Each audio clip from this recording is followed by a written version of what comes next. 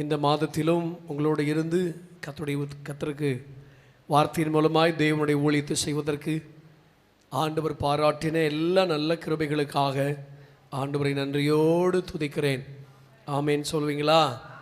ஒரு அலையிலே சொல்வீங்களா? எல்லா தெய்வ மனிதர்கள், ஊழியக்கார அம்மாமார்கள், கர்த்தருடைய ஊழியத்தில் ஈடுபட்டிருக்கிற அனைத்து கர்த்தருடைய உறவுகளுக்கும் இயேசு நாமத்திலே அன்பின் வாழ்த்துக்களை நாங்கள் தெரிவித்துக் கொள்கிறோம். கர்த்தர் உங்கள் எல்லாரையும் இந்த நாளில் ஆண்டவர் ஆசீர்வதிப்பாராக. ஒவ்வொரு மாதமும் இப்படி கிரயம் எடுத்து நேரம் எடுத்து கலந்து கொண்டு கர்த்தருடைய நாமத்தை உயர்த்தி ஆராதிக்கிற உங்கள் எல்லாரையும் கர்த்தர் ஆசீர்வதிப்பாராக. ஹல்லேலூயா. ஒரு வசனத்தை நாம் வாசித்து கொஞ்ச நேரம் ஆண்டுடைய வார்த்தைகளை கவனிக்க போகிறோம். கலாத்தியருக்கு எழுதின நிருபத்துக்கு நம்முடைய வேதாகமத்தை எடுத்துக்கொள்ளப் போகிறோம். ஆமென். அதனுடைய 1ஆம் அதிகாரத்திற்கு நம்முடைய வேதாகமத்தை எடுத்துக்கொள்வோம். கலாத்தின் புஸ்தகம் 1ஆம் அதிகாரத்திற்கு நம்முடைய வேதாகமத்தை நாம் எடுத்துக்கொள்ளப் போகிறோம். அதிலிருந்து ஒரு வசனத்தை நாம் வாசித்து கர்த்தருடைய வார்த்தைகளை இந்த காலையில் கொஞ்ச நேரம் கேட்க தேவனுடைய ஆவியார் நமக்கு உதவி செய்வாராக. 1ஆம் அதிகாரத்தின் கடைசி வசனம் 24 இப்படி சொல்லுகிறது. கலாத்தியர் 1:24. யாராவது ஒருவர் சத்தமாய் ஆமாம் கண்களை மூடி கர்த்தர் இந்த வார்த்தைகள் நம்மளோடு ஆண்டு பேசும்படி எல்லாரும் கர்த்தரை ஸ்தோத்திரம் பண்ணுவோம். ஹல்லேலூயா, ஹல்லேலூயா, ஹல்லேலூயா. ஆமென். கர்த்தர் நல்லவர், பரிசுத்த ஆவியானவர் எங்களோடு பேசுங்கப்பா. கர்த்தருடைய வார்த்தைகளை எங்களோடு இடைபடுங்க. கர்த்தருடைய வார்த்தைகள் எங்களோடு இடைபடட்டும் ஆண்டவரே. எங்கள் நடுவிலே நம்முடைய தூய பிரசன்னம் எழும்பட்டும் ஆண்டவரே. இந்த நேரத்தை தெய்வ சமூகத்தில் எங்களை அர்ப்பணிக்கிறோம். பரிசுத்த ஆவியானவர் பொறுப்பெடுக்க நாங்கள் ஜெபிக்கிறோம்ப்பா. ஆவியான ஒரு மகிமையான காரியத்தை செய்திருளுங்க, ஆசீர்வதிங்கப்பா. எங்கள் நடுவில் நம்முடைய பிரசன்னம் வெளிப்படட்டும் ஆண்டவரே. எல்லா தடைகளும் நீங்கட்டும் ஆண்டவரே. கர்த்தருடைய ஆவியானவர் இப்படி தூய பிரசன்னத்தினால் நிரப்பி எங்களை ஆசீர்வதிக்கும்படிக்கு ஜெபிக்கிறோம். இயேசுவின் நாமத்தில் ஜெபிக்கிறோம் ஜீவனுள்ள நல்ல பிதாவே, ஆமென். கலாத்தியரின் புஸ்தகம் 1ஆம் அதிகாரம் 24ஆம் வசனத்தை மையமாய் வைத்து இந்த காலை இந்த பாஸ்டர்ஸ் மீட்டிங்கில் கொஞ்ச நேரம் தேவனுடைய வார்த்தைகளை பகிர்ந்து கொள்ள பரிசுத்த ஆவியானவர் நமக்கு உதவி செய்வாராக. தன்னால் வளர்த்தெடுக்கப்பட்ட விசுவாசிகளை பார்த்து சொன்ன ஒரு வார்த்தை, என்னை பற்றி தேவனை மகிமைப்படுத்தினார்கள். கரங்களை உயர்த்தி இந்த வசனத்துக்காக ஒரு அல்லையிலே சொல்லுங்க பார்க்கலாம்.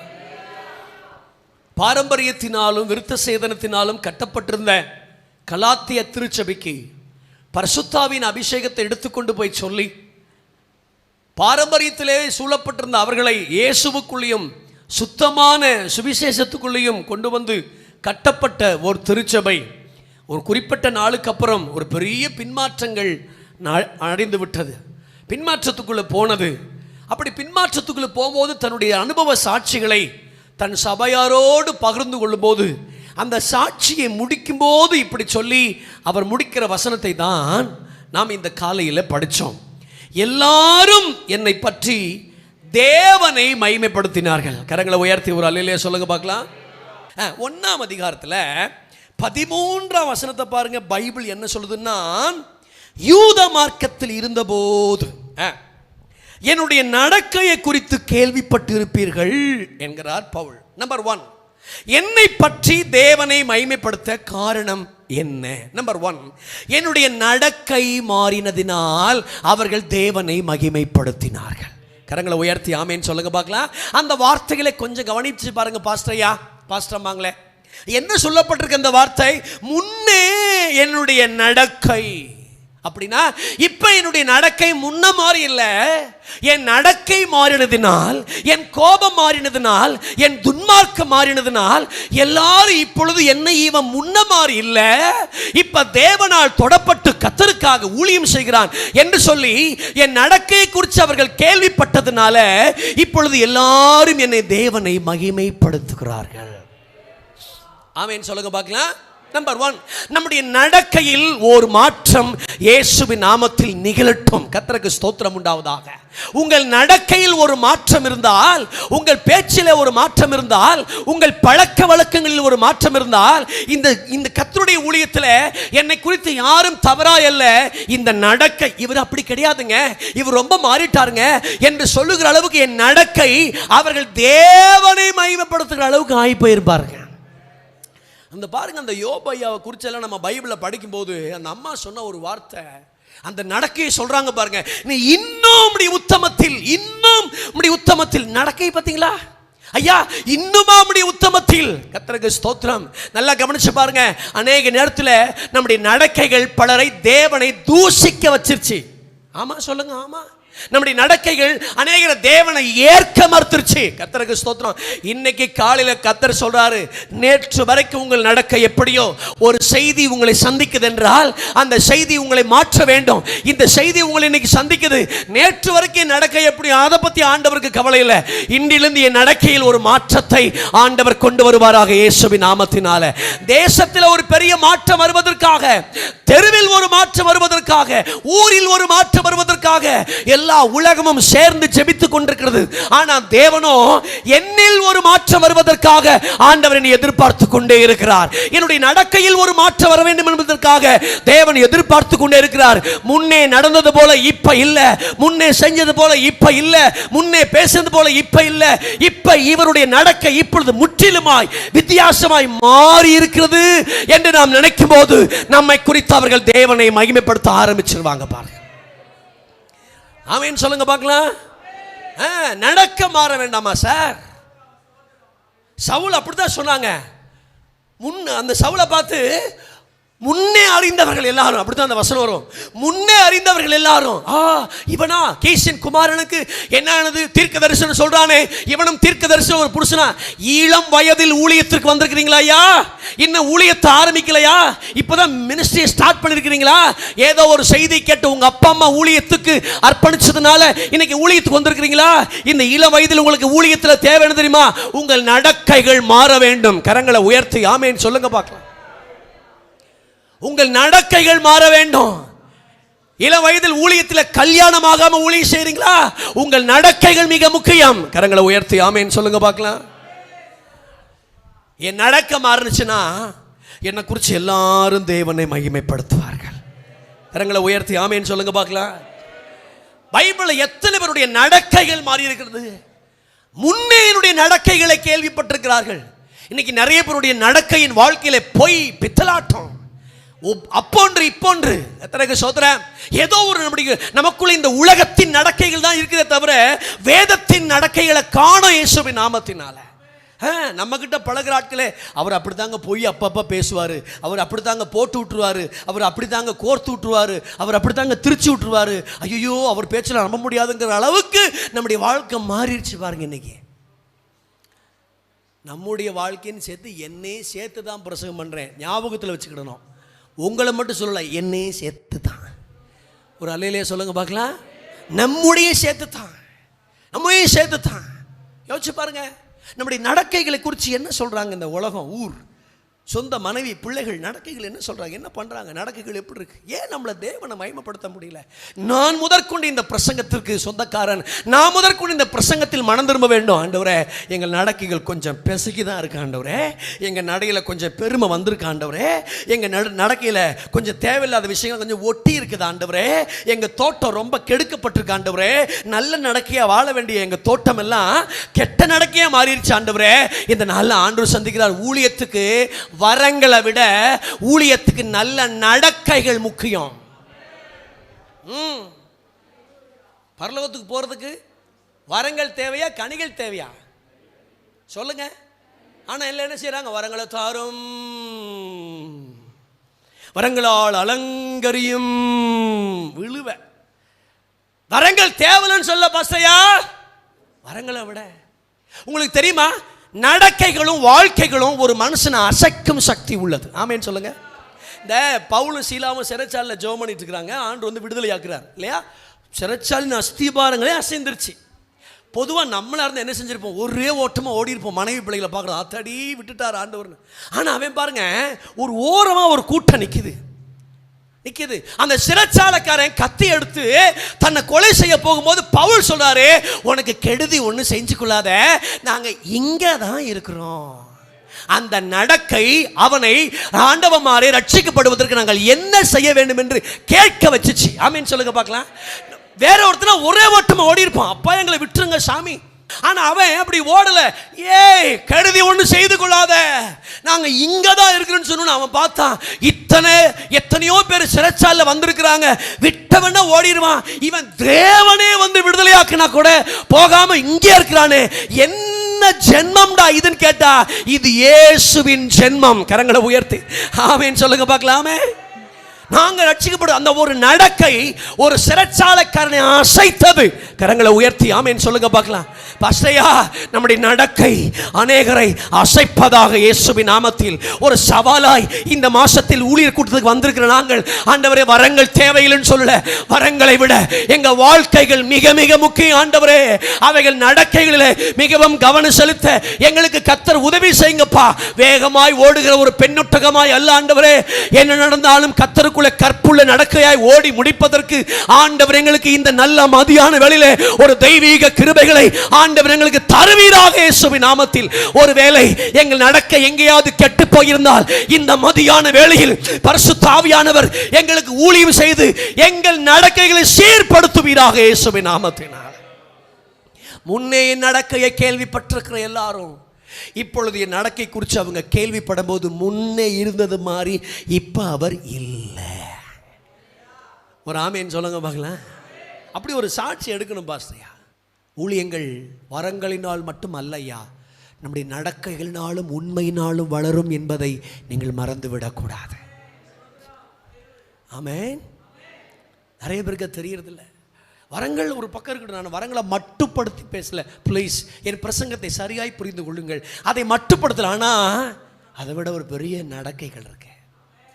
முன்னே என்னுடைய நடக்கையை கேள்விப்பட்டவர்கள் இப்ப அப்படி கேள்விப்படல. ஆமேன் சொல்லுங்க பார்க்கலாம்.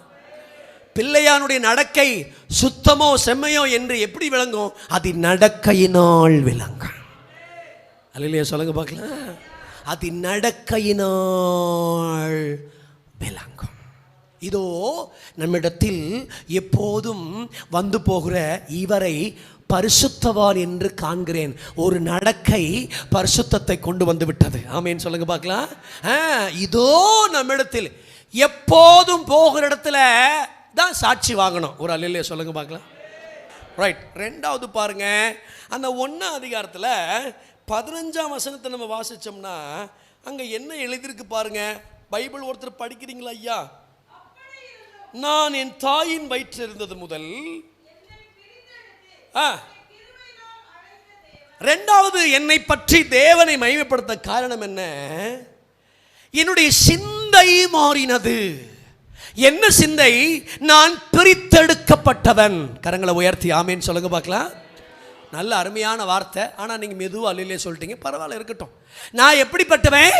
பிரித்தெடுக்கப்பட்டவன். அழகா சொல்றாரு, என்னை எங்க தாயின் வயிற்றில் இருந்தது முதல் என்னை பிரித்தெடுத்து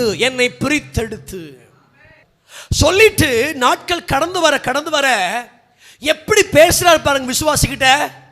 என்ன ஆண்டவர் இன்னைக்கு தெரிஞ்சு கொள்ளல, இந்த ஊழியத்தை செய்யும்படி என் ஆண்டவர் தாயின் வயிற்றிலேயே பிரித்தெடுத்தார். கர்த்தருக்கு ஸ்தோத்திரம் உண்டாவதாக. பாஸ்டர்யா, உங்களுக்கு தரப்பட்டிருக்கிற ஊழியம் இன்னைக்கு நேற்று வந்ததல்ல. பவுலின் கூற்றின்படி, பவுலுடைய வார்த்தையின்படி என்னை அவர் தெரிந்து கொண்டது தாயின் வயிற்றில் உருவானது முதல். நம்ம அழிஞ்சிருக்கலாம் பாஸ்டர்யா, செத்துருக்கலாம், போயிருக்கலாம், போய் சேர்ந்திருக்கலாம். நம்முடைய தாய் வயிற்றில் நம்ம உருவாகம் போயிருக்கலாம். ஆமேன்னு சொல்லுங்க. ஆனால் நம்மளை தாயின் வயிற்றில் கர்த்தர் உருவாக்குனதுக்கு தெரியுமா? கர்த்தருடைய வேலை என்று வரும்போது அவருடைய ஊழியத்திற்காக நம்மளை ஆண்டவர் பிரித்தெடுத்தார். என்ன சிந்தை தெரியுமா? நான் ரெவரண்டுங்கிற சிந்தையெல்லாம் எனக்குள்ள இல்லை. ஆமாம், நான் 28 வருஷம் சபை ஊழியத்தில் இருக்கிறேன் அப்படிங்கிற பெருமையெல்லாம் எனக்கு இல்லை. நான் மகா பெரிய ஆலயத்தை கட்டிட்டேன், எல்லாரும் மதிக்கத்தக்கவன் ஆயிட்டேன் அப்படிங்கிறதெல்லாம் கிடையாது.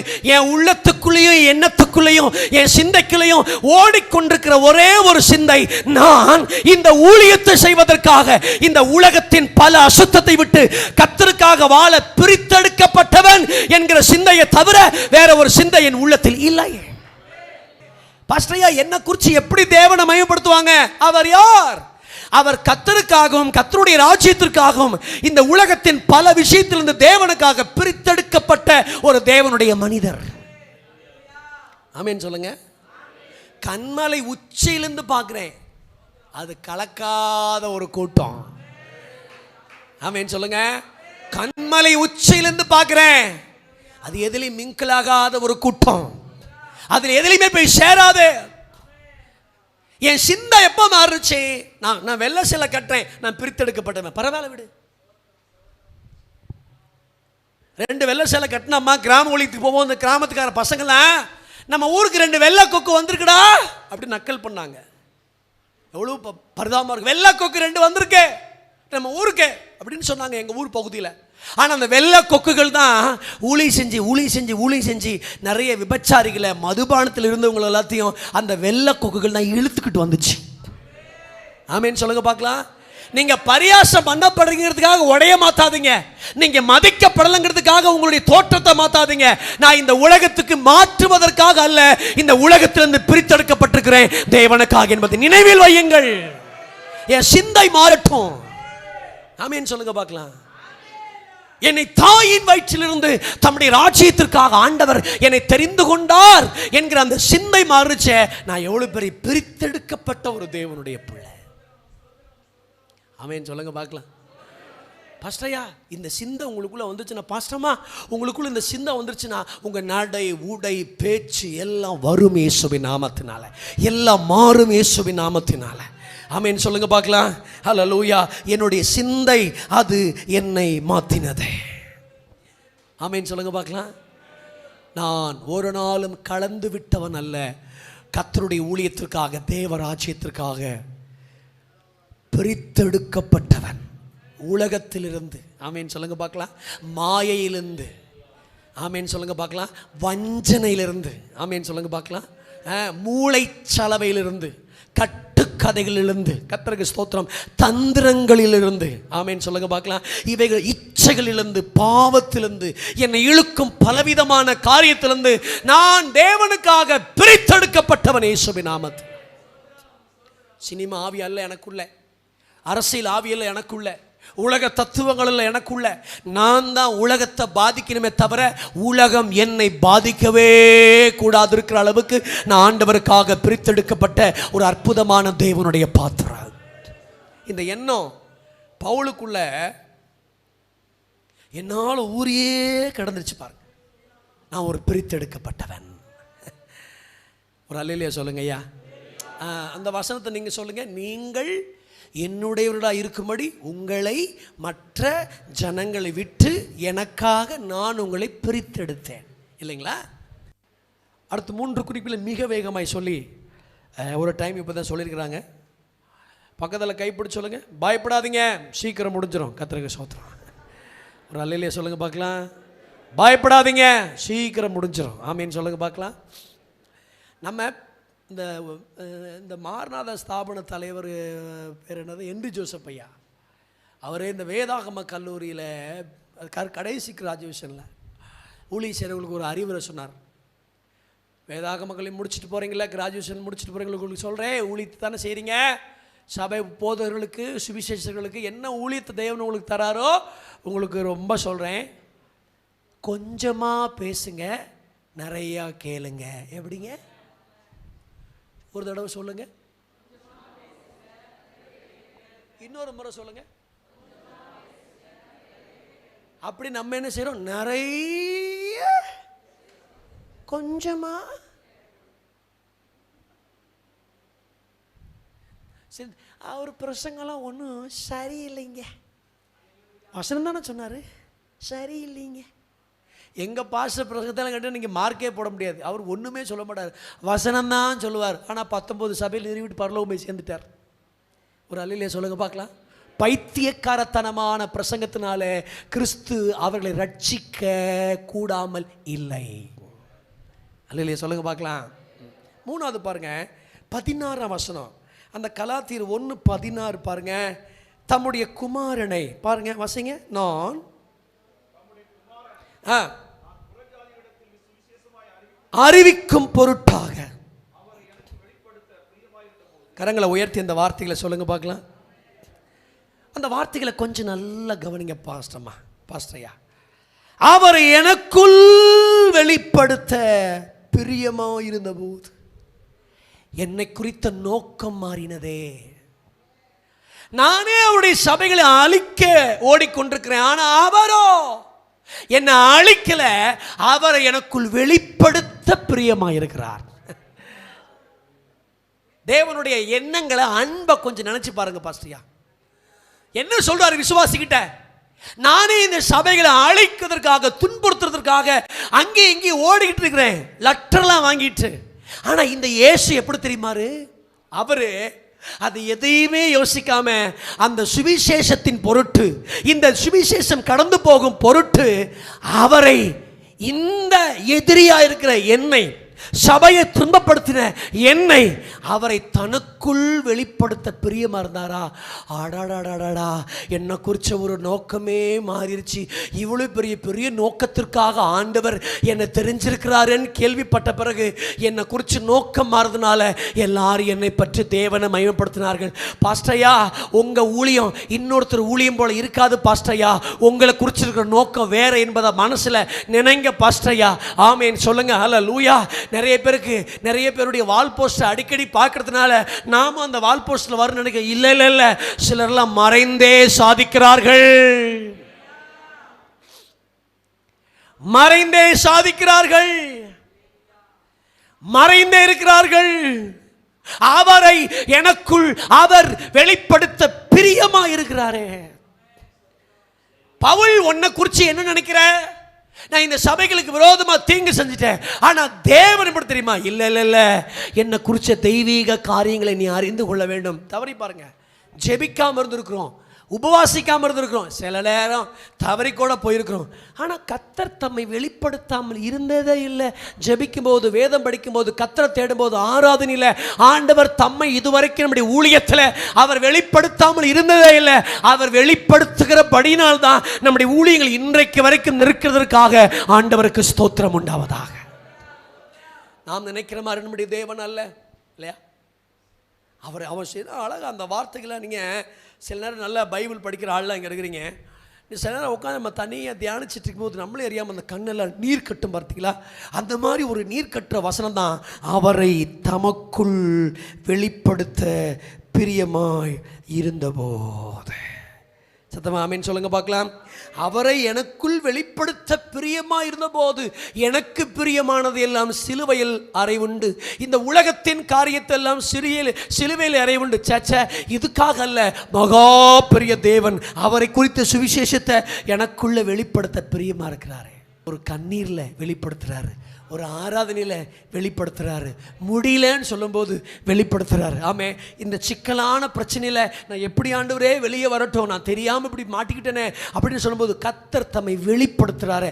அக்கினியின் வாயிலாக, தேவ பிரசன்னத்தின் வாயிலாக, ஒரு பாட்டின் வாயிலாக, ஒரு தேவனுடைய வார்த்தையின் வாயிலாக, ஒரு ஆலோசனையின் வாயிலாக, ஒரு மனுஷன் வாயிலாக, ஒரு எச்சரிப்பின் வாயிலாக, ஒரு போதகரின் வாயிலாக ஏதோ ஒன்றை கர்த்தர் தமக்குள் வெளிப்படுத்த பிரியமாயிருந்து இந்த ஊழியம் ஒண்ணுமில்லாம போக நினைச்ச அதே கண்களுக்கு முன்னாடி இந்த ஊழியத்தை எடுத்து நிறுத்தி இருக்கிறாரே, அந்த தேவனுக்கு கோடான கோடி ஸ்தோத்திரங்கள் உண்டாவதாக.